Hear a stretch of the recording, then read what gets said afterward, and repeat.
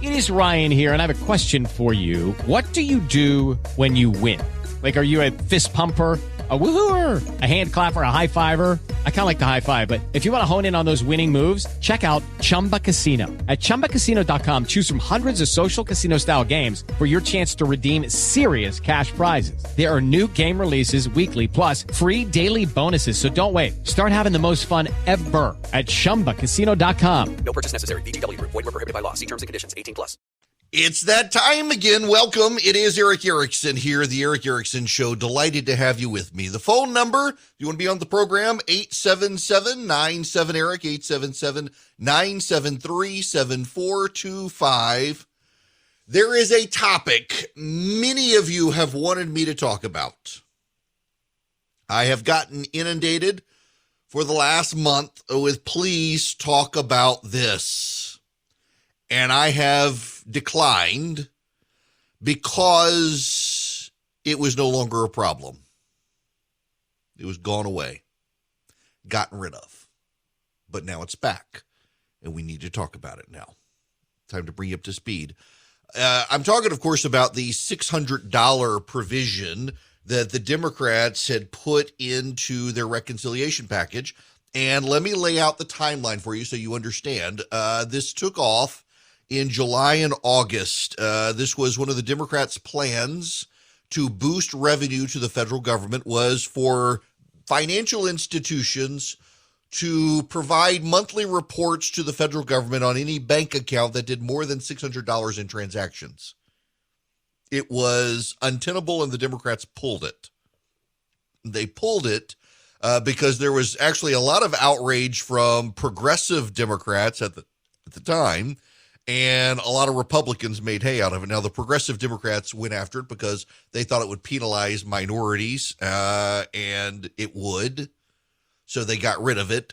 But as they are arguing over the how to pay for the reconciliation package, a scaled down one, where they're not going to be able to get all the tax increases they want, it's back on the table. Nancy Pelosi says it's on the table. It's not. Now, let's be clear here. There's a lot of misinformation out here on this. People are spun up about it, and I understand why. I am too. But I want to try to be as reasonable in dealing with it as possible so that you understand. The provision was taken out. It is not currently in the current plan. But Nancy Pelosi yesterday said it is back on the table. It is something that we need to, that they want to look at as they move forward. And one of the big reasons why is because the Democrats are convinced that people are not paying their fair share of taxes. And as they are bringing back the restructure plan, they've made a significant modification to it that really does expose the lie. They're saying that it is all about making sure billionaires and millionaires are paying their fair share, but it's changed. Here is how the provision will work. Your financial institution will be required to provide regular updates to the Internal Revenue Service if your account does more than $600 in transactions a month, for accounts that have more than $600 in them. Now, how will that work? Well, the IRS will get monthly a statement of your inflows and outflows from your bank account.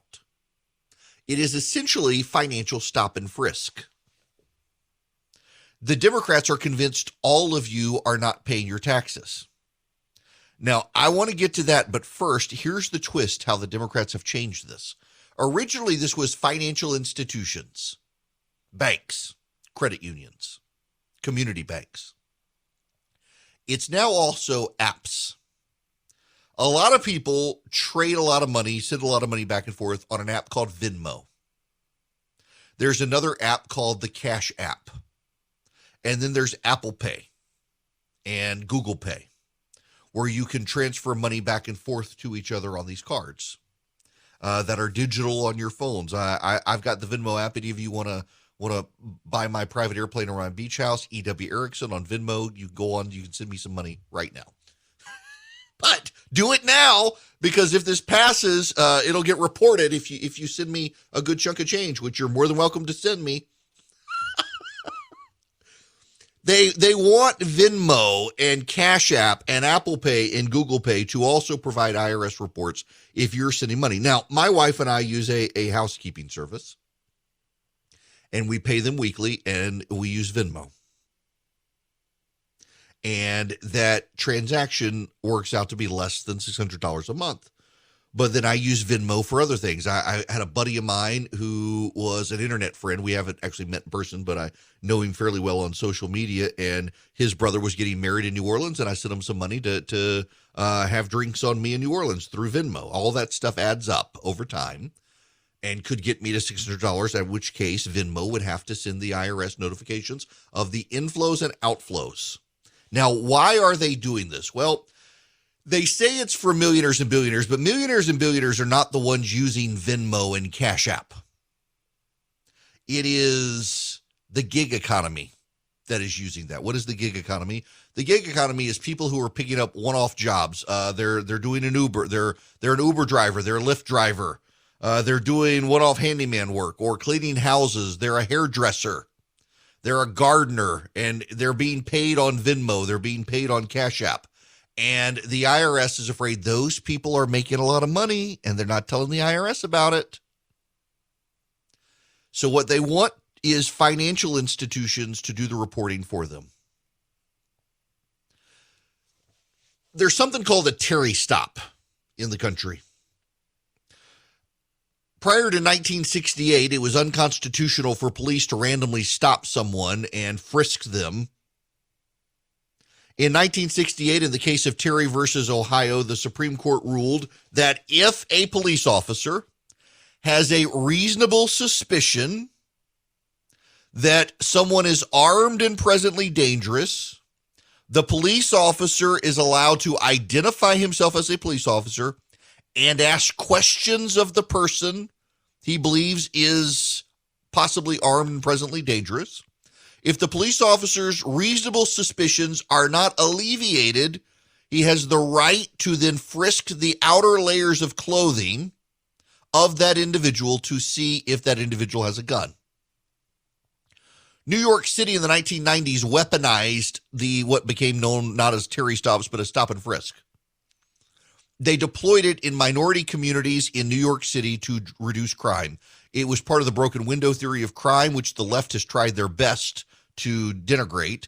It actually works, contrary to some of the social psychology studies that have been done about it. The broken window theory comes from the idea that you see a broken window in a home that does not get fixed, people know it's abandoned, and crime will move in there. So you focus on the small things, and the big things don't happen. It actually does work. Michael Bloomberg in 2015 at the Aspen Institute, let me read you what he said. 95% of murderers and murder victims fit one MO. You can just take the description, Xerox it, and pass it out to all the cops. They are male, minorities, 16 to 25. That's true in New York. That's true in virtually every city. And that's where the real crime is. You got to get the guns out of the hands of people that are getting killed. So you want to spend the money on a lot of cops in the streets, put the cops where the crime is, which means in minority neighborhoods.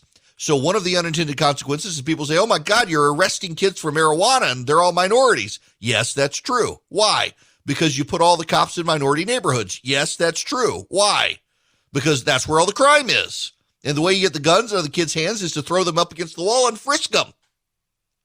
That was Mayor Michael Bloomberg in 2015. That audio did not leak until last year when he ran for president. Stop and frisk. You go to where you think the crime is, and you frisk the people you see.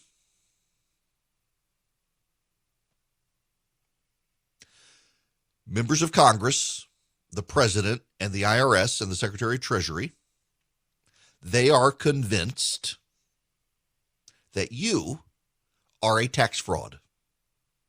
If you use Venmo, if you use the Cash App, if you're trading small dollars and you're working mostly in cash, They are convinced you're cheating on your taxes. So what they have decided to do is to make the banks stop and frisk you on behalf of the federal government. Like stop and frisk, this will disproportionately impact minorities and white blue-collar workers, many of whom now use these apps for transactions. The gig economy. They're far more likely to use these apps and to trade in cash than college-educated white professional class people. So they want the banks to report your annual inflows and outflows from bank accounts with at least $600 in it or $600 worth of transactions. Venmo, Cash App, Apple Pay, Google Pay, all the other pay services will be involved as well. They will have to do the reporting. The banks are opposed to it. They say it'll drive up their costs too much. Community banks are opposed. Credit unions are opposed. The apps are opposed. They're all opposed, and the Democrats thus far don't care. According to Nancy Pelosi, this is her quote, "Yes, there are concerns some people have, but if people are breaking the law and not paying their taxes, one way to track them is through this banking measure." The Democrats do not trust the American people, to be honest. They think you're all cheating on your taxes, and they want to find you. Now, how will this work in practice? Well, banks will do an inflow-outflow report to the IRS. The IRS keeps all the W-2s and 1099s. They keep it on the computer. It's done digitally. So you do the 1099s, you do the W-2s, and you can find a percentage. And are you inflowing and outflowing way more money percentage-wise than what the IRS has as your income? If you are, you get an audit. And that's what this is about, making the IRS's job easier to come find the tax cheats. It's an invasion of everyone's privacy so that the IRS can do a better job of targeting potential tax cheats. But here's the issue, ultimately. The Democrats said in their reconciliation package and in their infrastructure plan, people who pay less than or make less than $400,000 a year will not be impacted.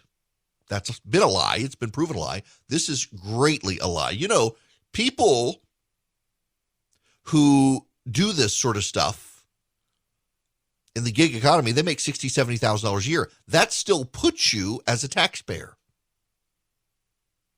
And they're going to get slammed now by the IRS. They're going to get slammed.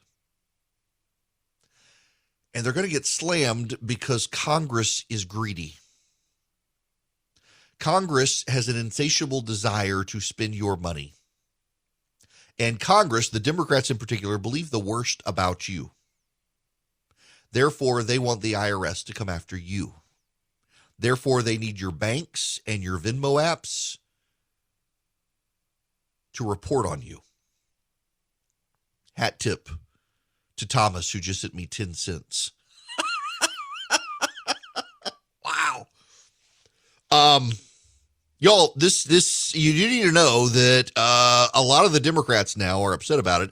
What you should also know is the hypocrisy here. The progressives were the ones who were originally opposed to this because they thought it would come after minority communities, and all of the data shows that it actually will hit minority communities hardest because Black and Hispanic workers are more likely to participate in the gig economy than white people.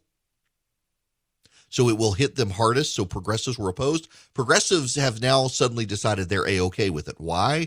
Because they want the money. They want the money. Who cares about the Black and Hispanic people who the IRS will target and harass when they get the money to spend on the Green New Deal? The hypocrisy there is staggering. But really what you need to know here, the bottom line is that this provision, Nancy Pelosi is saying they're thinking it's going to come back. It's not in right now. They're thinking of putting it back in. And they're putting it back in not to target millionaires and billionaires, but to target the middle class that they believe are cheating on their taxes. And they want the banks to stop and frisk you on behalf of Uncle Sam. Tip of the hat to Noah, who realized I was also E.W. Erickson on the Cash App. I use E.W. Erickson everywhere. And if there's an app where I can't use it, I just don't use the app. I feel like I need a trademark. I don't even know if I can trademark it, but I use that everywhere. Someone actually one of the reasons, there are a lot of reasons I don't use Snapchat. But one of them is because someone actually snapped up E.W. Erickson when Snapchat first came out and then wanted to sell it to me for $1,000. I said, I'm not using this app anyway. So that person, I don't know what they ever did with it. But nonetheless, I digress. Let us move on to phone calls here. Hang on one second. I got to get into the system here, and let me go to Susie, who is up first. Welcome. Hi, Eric. Hi there. How you doing? I'm great. Susie, we got a bit of a delay, though, so you got to get straight to the point. Yes. Okay, right to the point. My point is, aside from the cost that the banks will incur to make this law happen, how do they actually propose making it happen? Because at this current time, the IRS still cannot process properly, timely filed tax returns. And I know now that really they just have an MO of sending out notices and haranguing people for money that they don't even owe because the IRS hasn't reviewed returns to determine what is really owed. You know, okay, so it's funny you should say this because I literally on Saturday got a bill from the IRS for my 2018 taxes saying I owed, hang on a second, hang on. Here it is, I got it right here. $243.67 on my 2018 taxes. It turns out that I did not have a investment statement and I sold some stock, and that's what it was. I did actually, to their credit, I legitimately owed it. I totally free. Nowadays you got to print the stuff out instead of they mailing it to you. But anyway, so $243. So I got the bill on Saturday. And underneath the amount you owe, this was October 8th. I got the bill. It said it will be past due if you do not do it, if you do not pay it by October 7th. So I got it the day after it was due. Yeah. Now, to their credit, I did legitimately owe the money. I paid it. Maybe they'll realize with the mail slowdown, not a problem. But that was 2018. 2018. Under the statute of limitations, I think it's 7 years for tax fraud. Here's the thing, though. There's no statute of limitations if you haven't paid your taxes. So if you lie on your taxes, they got 7 years. But if you've never paid your taxes, they have your entire life. That's the catch here. I don't believe they've added a statute of limitations for failure to pay. It's just you've paid, but you've lied about it. That is where they're going to get you because these gig economy workers, this is their presumption is that they're not paying any taxes and they're supposed to, and therefore they've got an unlimited statute of limitations. They got no time. They can go back all the way. So how is this going to work is the banks will have to provide statements of your annual transactions, your inflows and outflows, if they're in either direction, more than $600, or your bank account has $600 in it. All of the inflows and outflows of your bank account will go. So basically everyone who has a bank account, which working American has a bank account that has less than $600 in it. And with the price of groceries these days, you go to the grocery store once every week for 4 weeks, you're probably going to be spending $600 at your local grocery store, so they're going to be able to seize all your transaction information on that. Between that and the cost of gas, that's what they're going to do. It's a massive invasion of privacy of the American public because they're convinced some people are cheating on taxes, therefore all of us must have our privacy invaded. Got more people who want to talk about this. When we come back, I will keep taking those phone calls before I move on. The phone number is 877-97-ERIC, 877-973-7425. And after we get through this, well, the poor Democrats, in addition to now suddenly having to deal with this issue, they got the big issue of what do they actually do about the reconciliation bill? Hi there, it is Eric Erickson here. It is my show, and the phone number is 877-97-ERIC, 877-973-7425. I want to go back to the phones. So waiting patiently is Greg. Welcome to the program. Hey, Eric, they're going to track everything. And for them to effectively track everything, there's got to have to be a description line for each transaction. Mm-hmm. They're going to see everything you do, including individual to individual personal gun sales. Oh, yes. That's actually, yes. If there's a gun sale, This is a wide, in a deep net. They're going after a lot of different things, and I don't think we're really being told what they're going after. Yeah, that's beyond taxes. That's a good point, and we can tell superficially. And Greg, thanks very much for the phone call. Superficially, yes, they want to see inflows and outflows to see if people are paying their taxes, but it's not a far step for the IRS to then have to share the data if it's coded. Because so here's the thing: the basics of this. The basics of the plan, and for those of you just tuning in, let me reset this. The Democrats had considered a plan to require banks to report any transactions in a bank account if it's more than $600 a month in inflows or outflows to the IRS. They dropped it back in September. They have resurrected it now, and they've added in apps like Venmo, Cash App, Apple Pay, Google Pay. Available E.W. Erickson if anybody wants to send some cash. So what they're doing now is they are requiring that Venmo, Cash App, Apple Pay, Google Pay, your local bank, credit union, and by the way, business accounts are excluded from this. It's individual accounts. That they send to the IRS a statement of inflows and outflows. So the IRS can then run a very quick computer check. According to your 1099s and W-2s that are sent to the IRS from the companies that pay you, your inflows should be this. If your inflows are way more than that, there's got to be a red flag, and they trip an audit. If your outflows are more than that, there's got to be an audit because you clearly have income flowing in some other direction that's allowing you to spend way more than the bank account shows you have coming in. So what exactly is going on? That's what this is about. But we don't know what the regulations say. So if the regulations then code it for person-to-person transactions, it becomes very easy over time to figure out, did you buy a gun from someone? Did you sell a gun to someone? And a host of other issues as well. And I'll tell you where else this comes in. Drug dealing. The drug account. So we have a lot of states now that have legalized marijuana.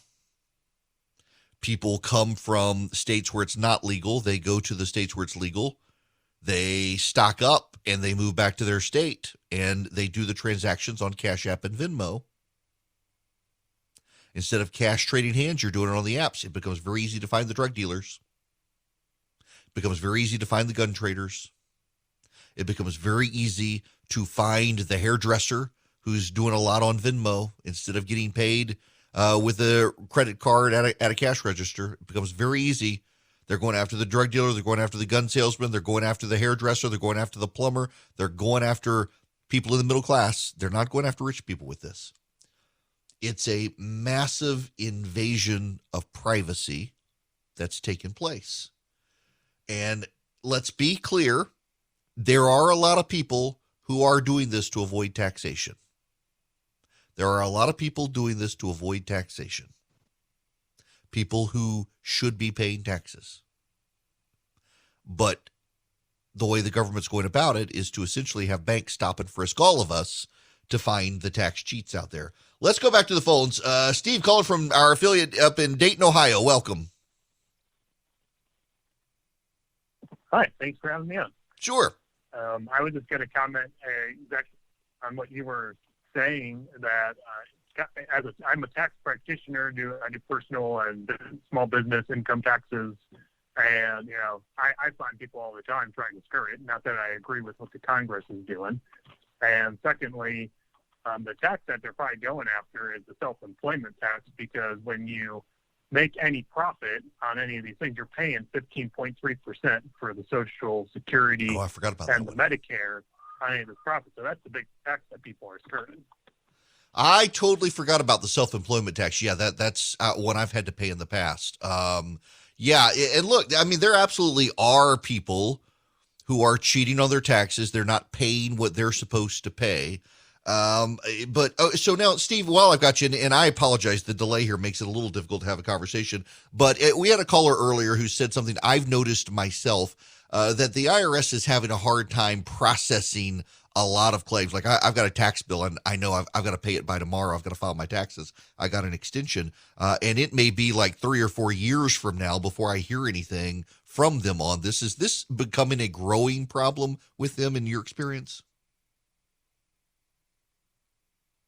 Oh, yeah. I mean, there are people all over having difficulty. They're behind on getting you the audit letter or the letter asking you for more money. They're behind on everything. Refunds, getting audits out, processing the return. So everything is well behind, because that 2018 letter normally should have been out like a year ago for you. And, but yeah, they're behind on everything. Well, the government has finest. Listen, thank you very much for calling. WHIO up in Dayton, Ohio. To Steve's point, as someone who prepares taxes, there absolutely are people who are not paying taxes. You and I do what we're supposed to do, and we pay our taxes. And people have side incomes, the side hustle, they call it now, and they're not accounting for those taxes. Yeah. But is it worth the invasion of privacy into all of our accounts to catch those people? Now, here's the other thing. This is really important here. We have repeatedly seen data leak from the IRS, particularly to target conservatives. Now they have our bank account information. How soon do you think it's going to be before a progressive activist embedded within the IRS weaponizes that against us and starts leaking that information? That's a real problem with it. They're going to generally be targeting conservatives on this, which is unfortunate. Let's go back to the phones. Joe, you're going to be up next on the Eric Erickson Show. Welcome. Hey, Eric. This is Joe from Atlanta. I appreciate your taking my call. I'm a retired banker, and we have been reporting 10,000 and over in cash transactions for forever. And once we do that, we never hear back word boo from the IRS or the government. How in the world do they expect to deal with billions of these transactions?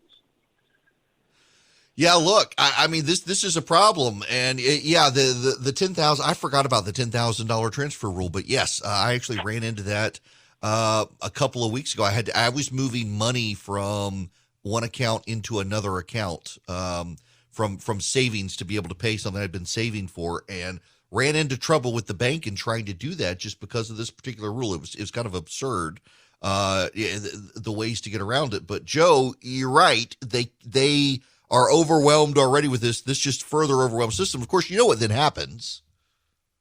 Then the IRS comes back and says, hey, we need more money now, increase our budget. It's what the post office is doing. The post office has slowed the mail down. So for those of you just tuning in, I got a bill from the IRS, a legitimate bill. I did owe them some money. There was a stray 1099 for some investment income that I had failed to print, and my accountant didn't realize it. I didn't realize it. So it's $249. I got the bill, literally got it in the mail October 8th, and it said that it was due October 7th because the mail has slowed down. And you know what the post office wants? They slowed down the mail and said, Congress, if you give us more money, we'll speed the mail back up. So the IRS gets overwhelmed with these statements from banks. And what are they going to do? They're going to say, hey, give us more money. Now, the reality is that, as someone who has done computer programming stuff in the past, what can be done is that these things are digital, electronic, tied to your Social Security number. They go in, a computer runs an algorithm and says, oh, this person, they're probably ripe for an audit. Then the IRS shouldn't have to do anything. But you and I both know the government will never do it the easy way. Now, This is all coming as we have all sorts of other issues out there at play. Inflation. Ron Klain, the chief of staff for the president, says inflation is a high-class problem. You low and middle-class people, you don't have to worry about inflation, except you do. The Democrats are now fighting over this stuff. Congresswoman Jayapal came out last night and said that the Democrats are perfectly willing to reject the October 29th deadline to resolve these things. The progressives are, and that the progressives will hold together. Well, here's a problem. So there's something called the Surface Transportation Fund, the Surface Transportation Highway Fund. And it is a fund that is used, Surface Transportation Block Grant Fund. It is used to allocate money to states to fix roads. So when you pay your federal gas tax, that money is then block granted back to the states. The states just get the money. It's got to be used to take care of roads. But Congress does funding for it in 5-year increments based on what they project gas revenue is going to be. The funding has run out, and Congress has been reauthorizing it over a couple of months periods. And now we're at the point where Congress has to fully fund it for 5 years, and it's in the bipartisan infrastructure plan. The next 5-year funding is in this plan. So if they don't pass the bipartisan infrastructure plan by October 29th, the deadline for funding the Surface Transportation Fund for the next 5 years is October 29th. If the Democrats can't come up with their reconciliation plan by October 29th, they've got to have Republican votes to fund the Surface Transportation Fund. And the Republicans are already saying, we're not doing it. We're not helping you with any of this stuff. You've shut us out of the process. We're not going along for any of it. So the progressives deciding to drag their feet are setting the Democrats up to have another fiscal crisis. And they know it. That's the thing. And it's driving now even the president crazy that they keep doing this. The president emboldened the progressives to shut everything down to get as much as they could. And now they're dragging everything out. It wouldn't surprise me if the Democrats try to cut a deal with the Republicans and say, help us pass the bipartisan plan, and we promise we won't do reconciliation.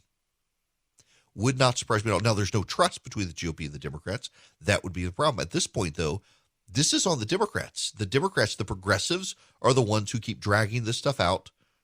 The progressives are the ones who keep trying to drive up the costs. And the progressives are now the ones who are trying to get banks to turn you into the federal government. This isn't going to work well for the Democrats. They're just setting themselves up for another fiscal crisis. I don't want you to be set up for a fiscal crisis. I'd like you to do business with good companies that can save you some money. And one of those that can is Patriot Mobile.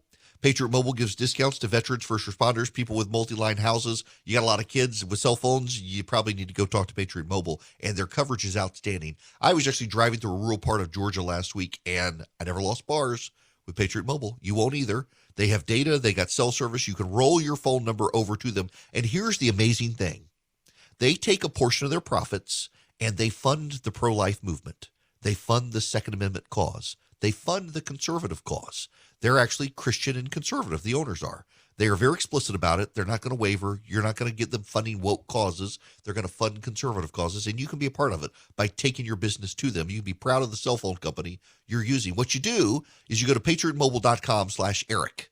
That's patriotmobile.com/ERICK. You can call them 972-PATRIOT. Tell them Eric sent you. You get free activation. Here's the thing as well. If you call them 972-PATRIOT, their customer service is 100% U.S. based. You're not calling someone in Bangladesh. You're not calling someone in Mumbai. You're calling someone in Dallas, Texas, or San Jose, California, someone around the United States of America. They've got great customer service. They're great people, and you can be proud to do business with them knowing they're going to fund the causes you care about. It's patriotmobile.com/Eric or 972-PATRIOT. Tell them I sent you. You get free activation.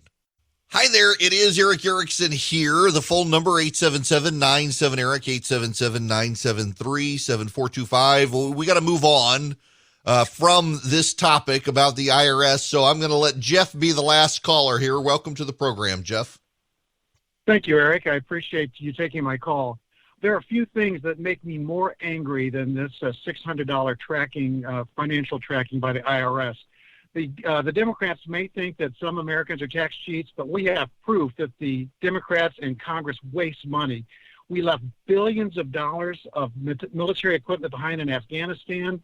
We've got hundreds of millions of dollars of fencing rusting down in Texas. We're paying contractors $5 million a day not to fulfill their contracts to raise the wall. We're letting all these people in illegally. The costs are skyrocketing, and now they want to track us at the $600 level. They need to stop wasting money before they go down this route. Few things make me more angry than this. Yeah, thank you very much, Eric. Jeff, thank you for this. Charlie was just telling me that, back during the Common Core debacle and Obamacare, the phones lit up with this sort of stuff. The number of phone calls we've gotten on this, and a lot of people just haven't been able to get through. And it was a warning sign for Democrats at the time just how pissed off people were about this. And, you see this occasionally with Republicans, but in particular, these sorts of issues, you get a good sense of the anger of people out there. And the Democrats are playing with fire on this one as word gets out. Y'all, real quick, before I do anything else, I got to tell you, 21 years ago today, my wife said I do. She actually did the love, honor, and obey thing. A friend of ours who was watching us get married literally audibly gasped as Christy said obey. I've been obeying that woman ever since. 21 years of it. She's been fantastic. I love my wife. She gets so much credit for making it possible for me to be able to do what I do for a living and to be able to take care of the family. And I'm just 21 years. It's been a heck of a journey, heck of a ride. 21, 51, 100 more. Okay, round two. Name something that's not boring. A laundry? Ooh, a book club. Computer solitaire, huh? Ah, sorry, we were looking for Chumba Casino. That's right, ChumbaCasino.com has over 100 casino-style games. Join today and play for free for your chance to redeem some serious prizes. ChumbaCasino.com. No purchase necessary. Void where prohibited by law. 18+ terms and conditions apply. See website for details.